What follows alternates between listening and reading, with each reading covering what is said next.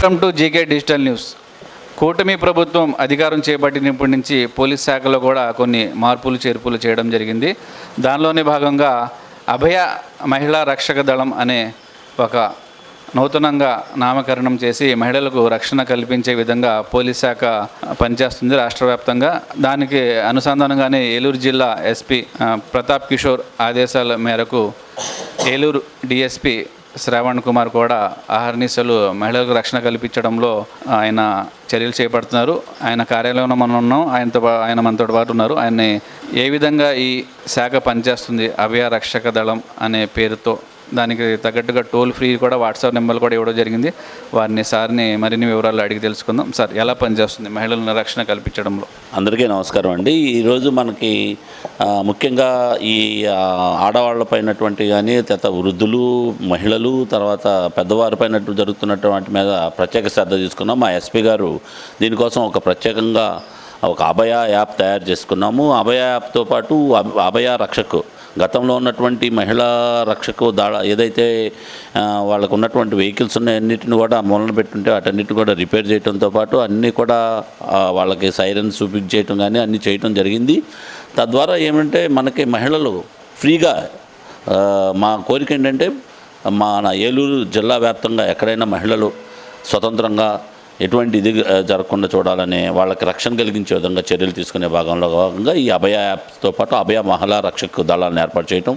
ప్రతిరోజు కూడా ఈ మహిళా రక్షక దళాలు, ముఖ్యంగా మనకి ఏలూరు 1 టౌన్, 2 టౌన్, 3 టౌన్ మహిళా పోలీస్ స్టేషను, ఈ అందరూ కూడా ఈ దీంట్లో భాగంగా మనందరం వాళ్ళ దగ్గరికి వెళ్ళటం, వాళ్ళ సమస్యలు చెప్పటం, అదేవిధంగా వాళ్ళ సమస్యలు వినటం, ఏదన్నా ఉంటే కాలేజీలు, స్కూళ్ళు కొత్తగా ఏం చేసామంటే అండి, మేము ఈ థర్డ్ ఏంటంటే ఎంతసేపు కాలేజీ స్కూళ్ళే కాకుండా ముఖ్యంగా మహిళల పాత్రలో ఉన్నటువంటి ఈ డ్వాక్రా గ్రూప్స్, స్వయం సహాయక సంఘాలు, అలాగే ఆశా వర్కర్సు, అంగన్వాడీ టీచర్సు, ఆయాలు, అదేవిధంగా మన స్కూల్లో పనిచేసే వంట ఆయాలు, వీళ్ళందరినీ కూడా ఒక గ్రూప్గా, ఎందుకంటే నిజంగా కూడా వాళ్ళు గ్రౌండ్ లెవెల్లో ఉండి చూసుకునే వాళ్ళు వాళ్ళే కాబట్టి వాళ్ళందరితోటి మమేకం అవ్వాలనే ఏకైక ఉద్దేశంతో ఈ అభయ యాప్ ద్వారా మన మహిళలందరినీ కూడా సమాయత్తం చేసుకుని మేము వాళ్ళందరి దగ్గరికి వెళ్ళటం, కాలేజీ పిల్లలతో మాట్లాడటం, అలానే ఈ మహిళా సంఘాలతో మాట్లాడటం, అలానే చెప్పాను కదండి ఇప్పటిదాకా ఉన్నటువంటి ఈ సంఘాలందరితో కూడా మనం సమాజంలో జరుగుతుంది. ముఖ్యంగా ఏమైందంటే అండి,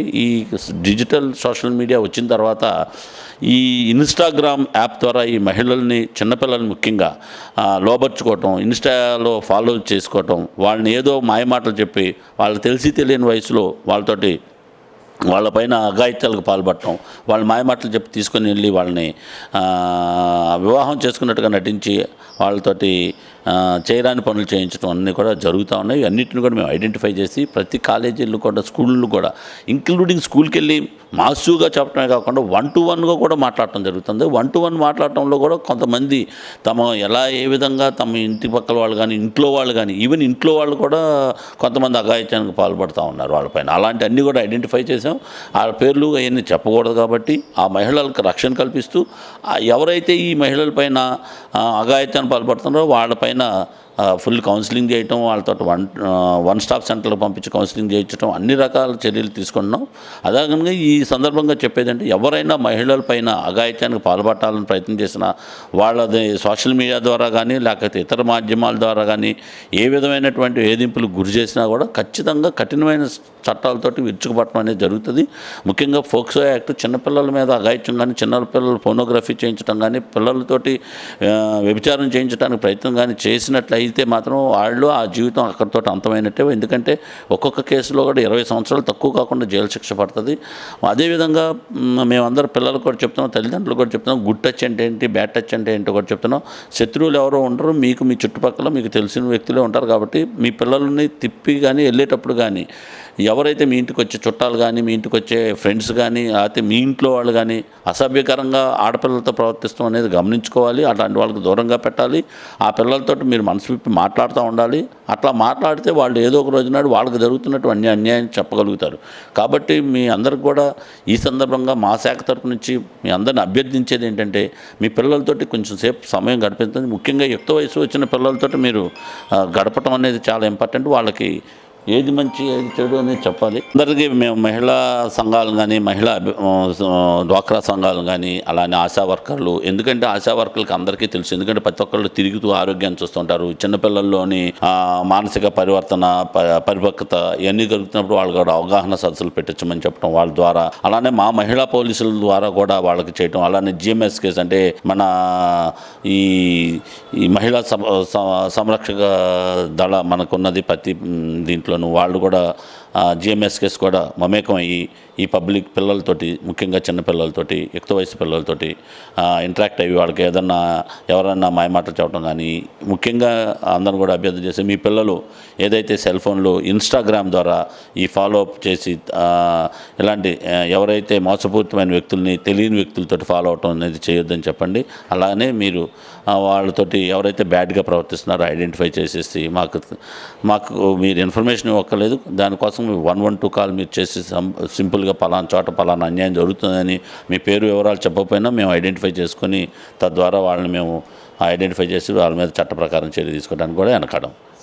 అవేర్నెస్ స్టార్ట్ చేసిన కాడి నుంచి మీకు ఎన్ని కంప్లైంట్స్ వచ్చినాయి? 112 ద్వారా కానివ్వండి, వాట్సాప్ ద్వారా కానీ? అంటే మా సబ్ డివిజన్ వరకు అయితే నేను సుమారుగా ఒక 7-8 వరకు వచ్చినాయండి. అవన్నీ కూడా కేసులు కట్టడం జరిగింది, వాళ్ళందరూ కౌన్సిలింగ్ చేయడం జరుగుతుంది, ఇంకా వస్తూ ఉన్నాయి. మేము కొన్ని వాళ్ళు చెప్పిన దాన్ని బట్టి, ఎందుకంటే ముఖ్యంగా వాళ్ళ ప్రైవసీని చిన్నపిల్లలు కాబట్టి వాళ్ళ విషయంలో కానీ ఆడపిల్లల విషయం కానీ మేము బయటకు చెప్పకుండా కొన్ని చేస్తున్నాం అండి. ఎక్కువగా ఏ ఏజ్ లిమిట్ మహిళల్ని హెరాస్ చేస్తున్నారు?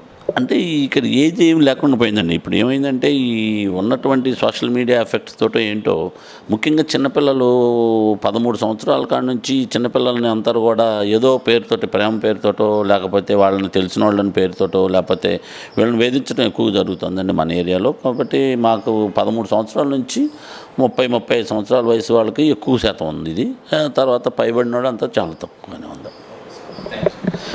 ఇది ఏదైతే అభియా యాప్ వచ్చిన కాడి నుంచి ఒక 9 ఫిర్యాదులు అయితే మాకు అందాయని, వాటిని పరిష్కరించడం జరిగిందని, మున్ముందు ఇటువంటి ఏదైనా హెరాస్మెంట్కి గురవుతున్న మహిళలు 112కి ఏదైతే డిపార్ట్మెంట్ ఇచ్చిన వాట్సాప్ నెంబర్ ద్వారా ఫిర్యాదు చేయడంతో వారి పేరు, చిరునామా రహస్యం గురించి అతన్ని హెరాస్ చేస్తున్న వ్యక్తిపై చర్యలు తీసుకుంటున్నామని డిఎస్పీ శ్రవణ్ కుమార్ అంటున్నారు. వీడియో జర్నలిస్ట్ ఉదయ్తో అబ్దుల్ షుకూర్, ఏలూరు.